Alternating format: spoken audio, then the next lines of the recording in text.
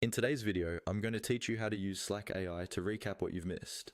If you've ever come back from a break, a meeting, or even a vacation and seen hundreds of unread Slack messages, this feature is going to save you a lot of time.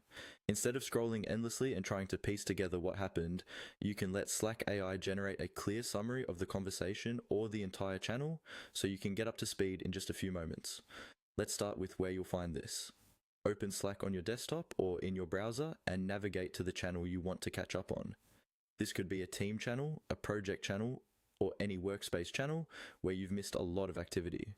Simply click on the channel name in the sidebar to open it. Make sure you're in the right place by quickly scanning the channel header so you know you're summarizing the correct conversation. You can also do this from a specific message if you want a more focused recap. Maybe you see a message where an important discussion seems to start, or where someone mentioned a decision was made. Click on that message to highlight it. Using a message as your starting point is helpful when you don't need the entire channel history, just the context around a particular topic or decision. Once you're in the right channel or on the right message, look for the three dots icon, often called the More Actions menu. This usually appears when you move your mouse over the channel header or hover over a specific message. Go ahead and click on those three dots.